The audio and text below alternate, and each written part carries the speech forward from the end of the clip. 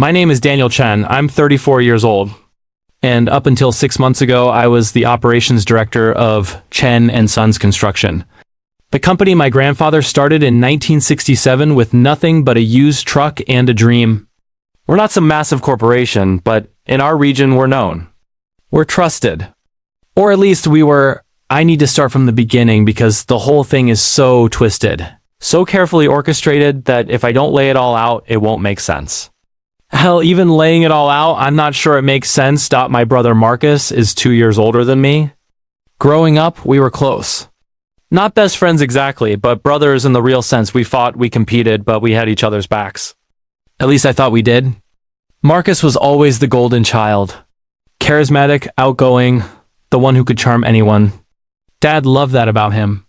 Loved how Marcus could walk into a room and own it, how he could close deals with a handshake and a smile. I was different.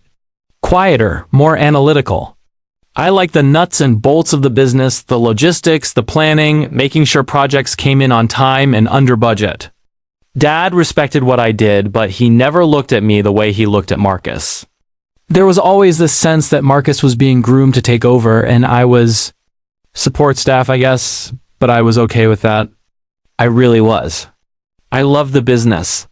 I loved what we built. And honestly, Marcus and I made a good team. He was the face, I was the engine. It worked, or so I thought. The trouble started about 2 years ago when Dad announced he wanted to start succession planning. He was getting older, 68, with a bad knee and high blood pressure. He wanted to make sure the transition would be smooth. We all sat down for a family meeting. Me, Marcus, Dad, Mom, and Uncle Wei, who handled the financial side of things. Dad's plan was simple. Marcus would become CEO. I'd be Q, and we'd run the company together as equal partners. 50-50 split of the ownership between us, with Dad keeping a minority stake for another 5 years before retiring completely. I remember Marcus's face when Dad said equal partners. Just for a second, something flickered across it. Something cold. But then he smiled and said it sounded perfect. And I convinced myself I'd imagined it. The transition period was supposed to take 2 years. Gradually shifting responsibilities, teaching us the parts of the business we didn't know as well. For me, that meant learning more about the client-facing side, the bidding process, the politics of dealing with city contracts. For Marcus, it meant understanding operations, finances, the boring but crucial stuff that keeps a construction company running. Marcus hated it. I could tell. He'd show up to operations meetings late, barely pay attention, constantly check his phone. But when it came to the flashy stuff, entertaining clients, giving presentations to potential investors, appearing at Chamber of Commerce events, he was all in. About a year into the transition, we landed the biggest contract in our company's history. The Riverside Development Project, a mixed-use complex worth $32 million. It was huge for us. It would establish us as major players, open doors to even bigger projects. Dad was over the moon. This was going to be his legacy. Proof that the family business could compete with the big national firms. I managed the project from day one. Coordinating with subcontractors, managing the timeline, making sure we hit every milestone. It was intense 70, 80-hour weeks. But I loved it. This was what I was good at. Marcus was supposed to handle the client relationship and the financial side with Uncle Wei. He was great with the clients, the developers loved him. Always taking them to fancy dinners, golf outings, making them feel special. That was Marcus's gift. But about 6 months into the project, I started noticing things. Small things at first. Invoices that didn't quite add up. Payments to subcontractors that seemed high. When I asked Marcus about it, he'd wave me off. Don't worry about it, Danny. It's all handled. Just focus on keeping the project on schedule. I should have pushed harder. That's going to haunt me for the rest of my life. I should have dug deeper right then. But I was so buried in the operational side, and I trusted him. He was my brother. The real problem started about 8 months ago. Uncle Wei came to me concerned. There were discrepancies in the books for Riverside. Money moving in ways that didn't make sense. Not huge amounts, but enough to notice, maybe $200,000 across various line items. Daniel, I need you to look at this, he said, spreading printouts across my desk. These material costs, these subcontractor payments, do they look right to you? I went through them. My stomach started to sink. The numbers were inflated. Sometimes by 10%, sometimes by 20%. A concrete pour that should have cost $80,000 was billed at $95,000. Steel that should have been $200,000 was recorded at $240,000. This has to be a mistake, I said. Maybe accounting errors. Uncle Wei shook his head. Danny, I've been doing the books for this company for 30 years. These aren't errors. Someone's inflating costs deliberately. And the actual payments to vendors don't match what's in our books. What are you saying? I'm saying someone's skimming. Creating fake invoices or inflating real ones and pocketing the difference. I felt sick. Who has access to approve these kinds of changes? Uncle Wei looked at me with pity. You, Marcus, and me. That's it. I knew it wasn't me. I knew it wasn't Uncle Wei. He was the one who found it. Which meant ... no way. Not Marcus, but I had to check. That night, after everyone left, I stayed late and went through everything. Every invoice, every payment, every receipt. And I found it. A pattern. The inflated costs all ran through accounts that Marcus had set up. The payments went to subcontractors, but then secondary payments came back out to a company I'd never heard of. Apex Consulting Services. I looked it up. Apex was registered 6 months earlier. No website, no presence, just a PO box in the next state over. And the registered agent was a law firm that specialized in corporate anonymity. My hands were shaking as I printed out the evidence. There was probably close to $400,000 that had been siphoned through this scheme. $400,000 stolen from our family company. From the Riverside project, from Dad's legacy. I didn't want to believe it was Marcus.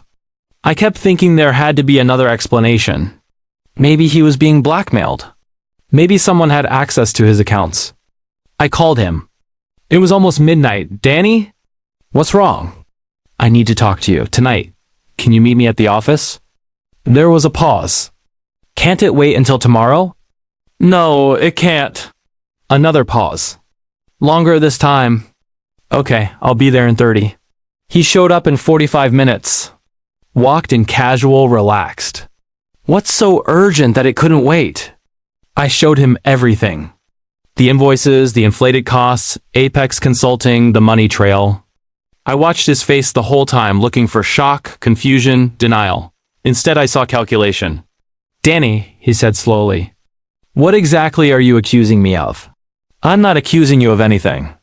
I'm asking you to help me understand what this is. Because Uncle Wei found discrepancies, and when I looked into them, this is what I found, just ... Help me understand. Marcus picked up one of the printouts, studied it. Then he looked at me, and his expression changed into something I'd never seen before. Cold, calculating, scary.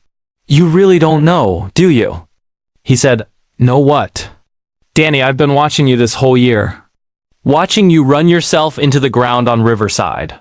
70, 80-hour weeks. Missing family dinners. Barely seeing your wife. All to prove what? That you're as valuable as me? That you deserve to be an equal partner. I stared at him. What are you talking about? Dad made a mistake, Marcus said flatly. 50-50 partnership? You're not my equal, Danny. You've never been my equal. You're a good operations manager. That's what you are. That's all you are. But you're not a leader. You're not someone who should own half this company. Marcus, I tried to talk Dad out of it. Told him it should be 60-40 at least. Hell, 70-30 would be more fair. But he insisted. Said it would keep the family together, keep us united. He laughed bitterly. So I had to get creative. I couldn't breathe. You stole from the company. From Dad. I took what I deserved. What I should have gotten from the start.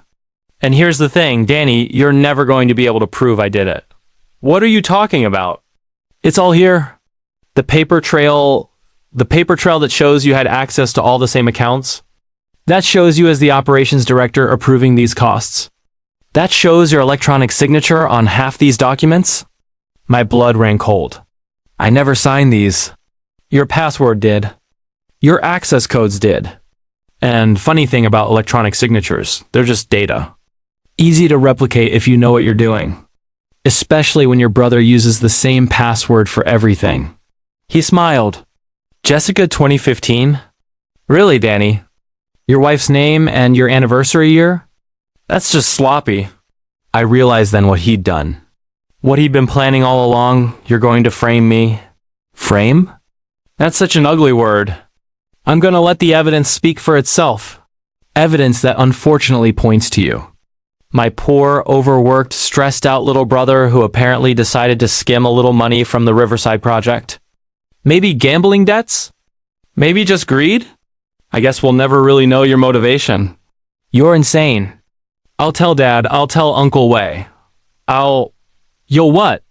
Show them the same evidence that has your fingerprints all over it? Good luck with that.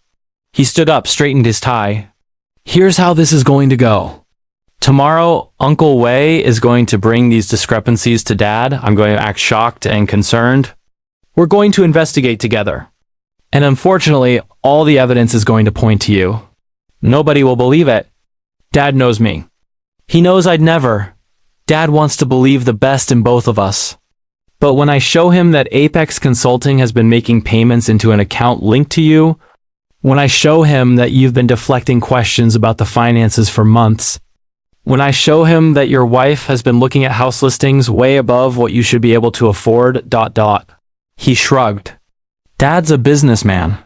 He'll believe the evidence. There is no account linked to me. You're making that up. Marcus smiled. Not yet, there isn't. But by tomorrow morning, there will be. Nothing huge. Just enough to be damning. Maybe 50,000 that you borrowed with plans to pay back. Enough to prove intent. I lunged at him. I actually lunged at my own brother, ready to beat the truth out of him. He sidestepped easily. Don't, he said calmly. That'll just make you look more guilty. Violent, unstable, desperate. Is that really how you want Dad to see you? I stood there shaking with rage and fear and disbelief. Why? I managed to ask. Why would you do this? Because I'm not splitting this company with you. Because I'm not pretending we're equals when we're not. Because Dad should have made me the sole heir from the start.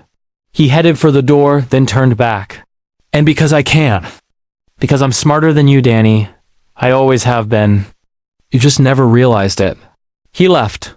I stood in that office surrounded by evidence of my brother's betrayal, and I knew I was fucked. I should have run right then. Should have grabbed Jessica and disappeared. But I couldn't. I couldn't just abandon everything. So I did the only thing I could think of. I called a lawyer. At 2 in the morning, I called David Brennan, a lawyer friend from college. Woke him up. Told him everything. He listened, then said the words I was dreading. Daniel, this is bad. Really bad. If he's been planning this for months, if he's covered his tracks the way you say he has, it's going to be your word against evidence. And evidence usually wins, so what do I do? Honestly, you could run. Disappear before this breaks. But that makes you look guilty as hell, and they'll find you eventually. Or you stay fight it and hope you can prove your innocence. But I gotta tell you, corporate fraud cases like this, they're incredibly hard to defend against, especially when it's family. I didn't sleep that night.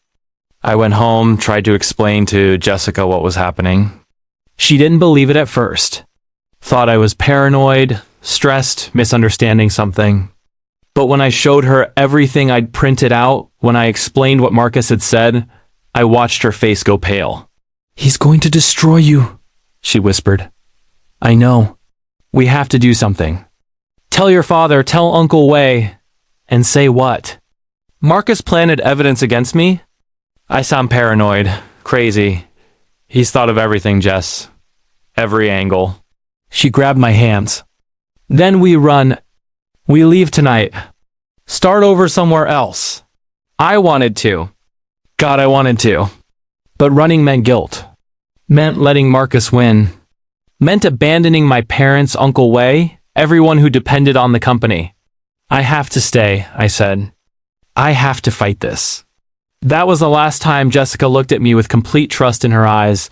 The next morning, exactly as Marcus predicted, Uncle Wei called an emergency meeting. Just him, Dad, Marcus, and me. Mom was kept out of it. Dad said he didn't want to worry her until We knew what we were dealing with. Uncle Wei laid out the evidence. The inflated costs, the phantom payments, the missing $400,000. Dad's face got redder with each revelation. He kept shaking his head, like he couldn't believe what he was hearing. How did this happen? Dad demanded. Who had access to these accounts? That's what we need to determine, Marcus said. He looked concerned, professional. Oscar-worthy performance. Uncle Wei, who can approve these kinds of expenditures? Uncle Wei hesitated. He looked at me and I could see the apology in his eyes. Daniel has primary approval authority for all operational costs on Riverside. I have oversight, but Daniel's the one who approves vendors, signs off on invoices. Dad turned to me. Danny? Dad, I never approved any inflated invoices. I never created any phantom companies. Then explain this, Marcus interrupted. He pulled out a folder prepared in advance, obviously. These are digital records showing Daniel's access codes were used to approve every single one of these suspicious payments. Dad took the folder, studied it. Each page was another nail in my coffin. Danny? Dad's voice was smaller now. Scared. Dad, someone used my access codes. My passwords. But it wasn't me. Who else has your passwords? Uncle Wei asked gently. I looked at Marcus.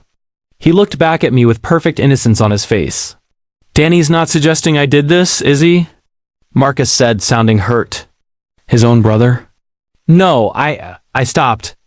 Because that's exactly what I was suggesting. But how could I say it? How could I accuse Marcus without sounding desperate and guilty? Son, I need you to be straight with me, Dad said. Is there any reason you would have taken money from the company? Any debts, any problems we don't know about? No. Dad, I swear, I didn't do this. But I could see it in his eyes. The doubt. The uncertainty. His son was sitting in front of him and he wasn't sure if he could believe him. We need to bring in a forensic accountant, Marcus said. A third party who can review everything objectively. I'm sure Daniel wants that too, right? To clear his name? It was a trap. I knew it was a trap. But I couldn't say no without looking guilty. Yes, I said. Absolutely. Bring in whoever you want. The forensic accountant took 3 weeks to complete the review. 3 weeks of hell. 3 weeks where I kept working at the company, but everyone looked at me differently. Whispers in the hallways. Conversations that stopped when I entered a room. Subcontractors who suddenly wouldn't take my calls. Jessica tried to be supportive, but I could feel her pulling away. She started working later, spending more time at her sister's place. Just giving you space to deal with this, she'd say. But I knew what it really was. She was protecting herself. Getting ready for the fallout. Marcus, meanwhile, was perfect. Concerned, professional, sad about the situation, but determined to get to the truth. He volunteered to take over my responsibilities on Riverside temporarily, just until this gets sorted out. Dad agreed. Of course he did. When the forensic accountant's report came back, it was devastating. Everything pointed to me. My access codes, my electronic signatures, my approval authority, and the kicker, they found the account. The one Marcus had promised he'd create. A small business account opened 8 months earlier under an LLC that was registered to my name. An LLC I'd never created, never heard of. And in that account, $53,000 deposited in small increments over 6 months. I never opened that account, I told the forensic accountant. A stern woman named Margaret Chen, no relation. I never created that LLC, someone did this using my identity. Do you have proof of that? Police reports for identity theft? Any documentation? No, because I didn't know about it until now. She looked at me with pity. Mr. Chen, I'm just reporting what the evidence shows. What you do with that information is up to you and your family. The family meeting that followed was the worst day of my life. Mom was there this time. So was Uncle Wei and Aunt Linda and my cousin James who worked in sales. The whole extended family that had a stake in the business. Dad stood at the head of the conference table, looking 10 years older than he had a month ago. The forensic report confirms what we suspected, he said, his voice hollow. Daniel used his position to embezzle approximately $450,000 from the company, primarily from the Riverside project. I didn't do it, I said. But my voice sounded weak even to me. Mom was crying. Danny, why? Why would you do this to us? Mom, I didn't. The evidence is clear, Dad continued. Daniel created a phantom consulting company, approved inflated invoices, and transferred the difference into a personal account. He put our entire company at risk. He put the Riverside project at risk. He violated the trust of everyone in this family. I looked around the table. Uncle Wei wouldn't meet my eyes. Aunt Linda looked disgusted. James was shaking his head. Mom was sobbing into a tissue. And Marcus looked appropriately somber and disappointed. Dad, please, I tried. Someone framed me. The evidence was planted. My passwords were stolen. That's enough. Dad slammed his hand on the table. I raised you better than this. I raised you to take responsibility for your actions, not to make excuses and blame others. I'm not making excuses. I'm telling you the truth. The truth? Dad's voice broke. The truth is in black and white in this report. Your access codes. Your electronic signatures. Your account with our money in it. That's the truth, Daniel. Marcus did this. The words burst out of me, desperate. Marcus set me up. He admitted it to me. He told me exactly how he was going to frame me, and the room went silent. Everyone stared at me. Mom gasped. Marcus stood up slowly. Daniel, I know you're under a lot of stress. I know this must be incredibly hard. But accusing me, his voice was pained, perfect. I'm your brother. How can you say that? Because it's true? He came to my office that night. He told me everything. What night? Uncle Wei asked quietly. The night I found the discrepancies. I called Marcus. We met at the office. Daniel, Marcus interrupted, pulling out his phone. I have my calendar right here. The night you're talking about? I was at the Mason dinner. The one with the city planning commissioners? Dad, Uncle Wei, and 6 commissioners. I was there until midnight. There are photos. He showed his phone around.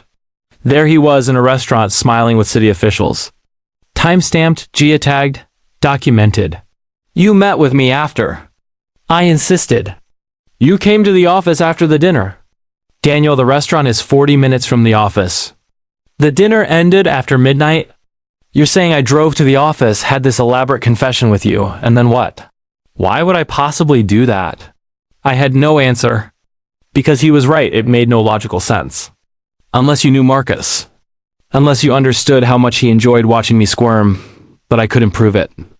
I had no recording, no witnesses, nothing. Just my word against his alibi. Dad looked at me with something worse than anger. Disappointment, pity. Danny, I think you need help. Professional help. The stress of the situation has clearly... I'm not crazy. I shouted. I'm not making this up. Then explain the evidence, Dad said tiredly. Please, son. Explain any of it in a way that makes sense. I couldn't. Every explanation I had sounded like a conspiracy theory. Sounded crazy. I want him out, Aunt Linda said suddenly. Out of the company, out of the family business. We can't trust him. Linda, Mom started. No, May, he stole from us. From all of us. My retirement is tied up in this company. James's future is tied up in this company. And Daniel almost destroyed it for what? Drug money? Gambling? It wasn't drugs or gambling. I yelled. Because it wasn't me.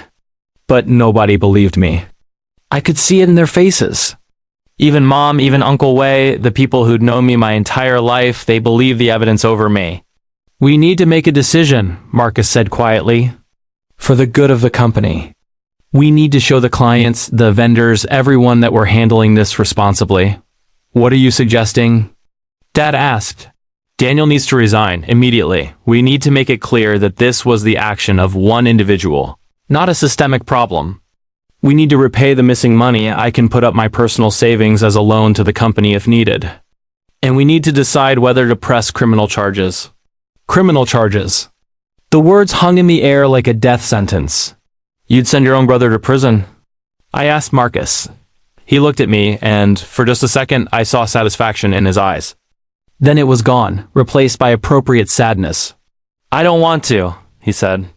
But I have to think about the family, about the company, about everyone who depends on us. If we don't report this, we could be liable. The forensic accountant knows. The lawyers know. This isn't something we can just sweep under the rug. Dad put his head in his hands. Jesus Christ. How did we get here? I'll resign, I said. The words tasted like poison. I'll leave the company. But I'm not admitting to something I didn't do. And someday, somehow, I'm going to prove I'm innocent. Daniel, Mom reached for me. I pulled away. I'm done. You want me out? I'm out. But when the truth comes out, and it will, I hope you all remember this moment. I walked out of that conference room, out of the company I'd helped build, out of my family's legacy. I cleaned out my desk while people watched from doorways, whispering. I turned in my keys, my access cards, my laptop. Marcus walked me to my car. This didn't have to be ugly, he said quietly, making sure no one could hear. If you just accepted a smaller role, a smaller stake, none of this would have been necessary. Necessary? I was shaking. You destroyed my life because you wanted a bigger piece of the pie. I took what was mine. What Dad should have given me from the start. And now, finally, the company is in the right hands. My hands. They'll figure it out eventually. Uncle Wei is smart. He'll keep digging. Uncle Wei is 67 years old and ready to retire. I've already talked to Dad about bringing in a new CFO. Someone I trust. Someone who won't ask inconvenient questions. He patted my shoulder. Good luck out there, little brother. I hear the job market is tough for people with fraud on their record. I was never charged, not officially. But word gets around, especially in our industry. Small world, construction. People talk. He was right. Over the next few weeks, I applied to dozens of jobs. Even positions way below my experience level. But somehow everywhere I applied, they already knew. They'd heard about the problems at Chen and Sons. They'd heard that I'd left under difficult circumstances. No one would say it directly. But I was on HireAble. Jessica filed for divorce 2 months after I left the company. She said she still believed I was innocent, but she couldn't live with the uncertainty. Couldn't handle the whispers from her friends, the judgment from her family. Her parents had already been skeptical about her marrying into a family business. This just confirmed all their worst fears. I don't blame her. Not really. She married a successful operations director with a bright future. Not an unemployed pariah accused of embezzling from his own family. The divorce was quick. No kids, relatively simple assets to split. She got the house, I couldn't afford it anyway. I got my car and whatever personal belongings I could fit in it. That's how I ended up here. In this hotel room. In a city where nobody knows my name or my history. I've been here for 6 weeks now. Working part-time at a warehouse, living off my savings.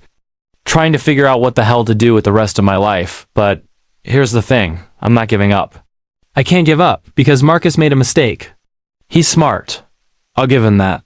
He planned this perfectly. Covered his tracks brilliantly. But he's arrogant. And arrogance makes people sloppy. I've been digging quietly, carefully. I created a new email address, a new identity online. I started researching Apex Consulting Services. The company might be a shell, but it exists. It had to file paperwork. It had to have a bank account.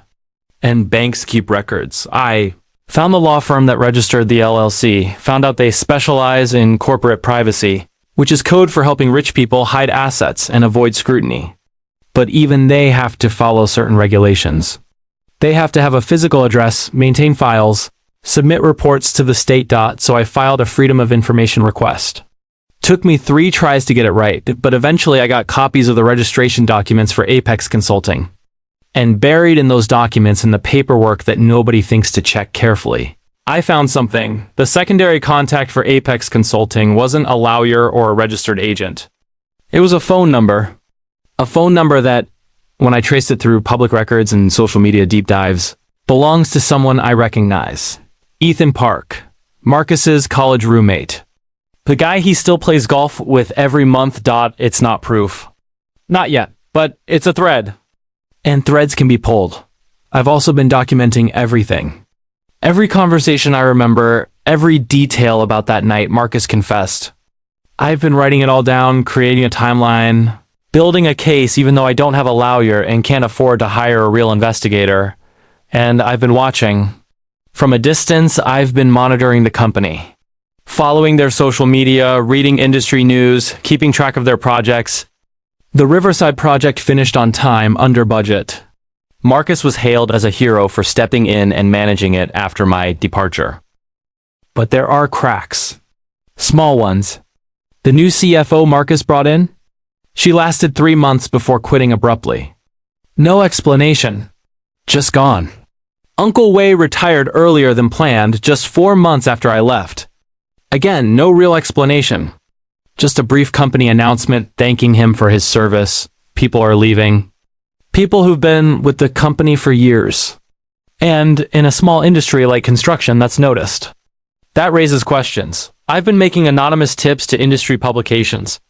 Nothing too specific, nothing that could be traced back to me. Just gentle suggestions that someone should look more carefully at Chen and Son's financial practices. That the Riverside project had some irregularities worth investigating. Last week, I got an email from a journalist at a regional business publication. She's investigating financial irregularities in regional construction companies. She'd heard rumors about Chen and Sons. She wanted to know if I'd be willing to talk to her. I haven't responded yet. I'm scared. If I go public, if I give an interview, Marcus will know I'm still fighting. He'll know I haven't given up. And he'll come after me with everything he's got. But if I don't talk, if I don't try, then he wins. Completely and forever. I thought I had more time to decide. But this morning, I got a text from a number I didn't recognize. Danny, it's Uncle Wei. We need to talk. It's important. Call me from this number. It's a burner phone. Don't use your regular number. My hands were shaking as I called him from a payphone in the hotel lobby. Danny? Uncle Wei's voice was cautious. Is this you? It's me. What's going on? I found something. In the old backups. Records that weren't in the forensic audit. He paused. Daniel, I think you were telling the truth. I think Marcus did this. I almost dropped the phone. What did you find? I can't talk about it over the phone. But I made copies. Detailed copies.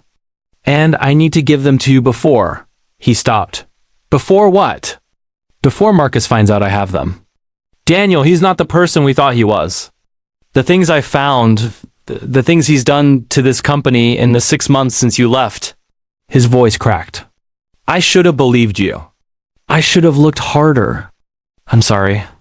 Uncle Wei, where are you? Are you safe? For now.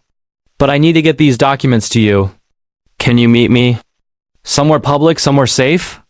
We arranged to meet at a diner halfway between his city and mine. Tomorrow morning. 9 a.m. I should be relieved. This is what I've been waiting for: proof. Evidence. Vindication. But I'm terrified. Because if Marcus finds out Uncle Wei is meeting with me, if he realizes his scheme is about to unravel, what will he do? How far will he go to protect what he's built on my destroyed reputation? My brother stole $450,000. He framed me for it. He destroyed my marriage, my career, my relationships with my entire family.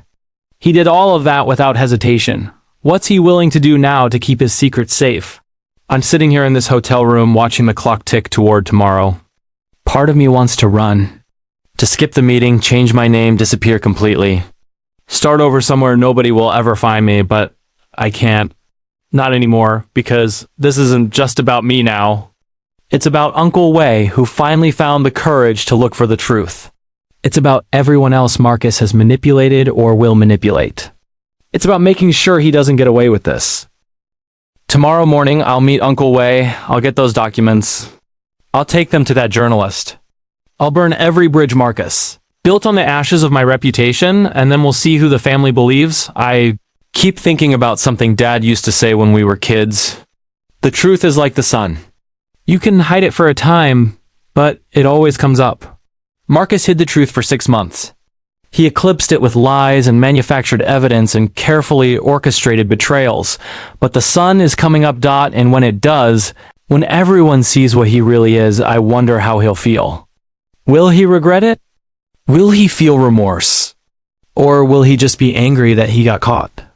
Knowing Marcus? Probably the latter. But I'll settle for justice. I'll settle for my name being cleared. I'll settle for my parents knowing that their son didn't betray them. Everything else, the lost time, the destroyed marriage, the career that's gone forever. I'll have to live with that. Those scars are permanent, but at least I'll have the truth. At least when people say my name, they won't immediately think thief. At least I'll be able to look at myself in the mirror again. It's almost 4 a.m. now. I should try to sleep. Big day tomorrow. Possibly the biggest day of my life, but I know I won't sleep. I'll just lie here, staring at the ceiling, thinking about everything that's led to this moment. Every decision, every missed sign, every time I trusted when I should have questioned, and I'll think about Marcus. My big brother. The guy I used to look up to. The guy I thought would always have my back. I wonder when he decided to do this. Was it planned from the beginning? Or was it a gradual thing, jealousy and resentment building over years until it poisoned everything? Does it even matter? The sun is starting to come up outside my hotel window. I can see the sky lightening, turning from black to deep blue to that pale gray of early morning in 5 hours.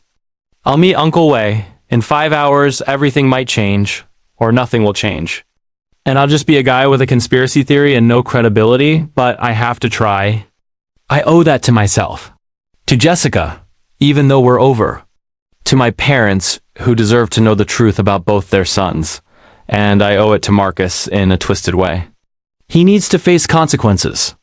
He needs to understand that you can't just destroy people because it's convenient.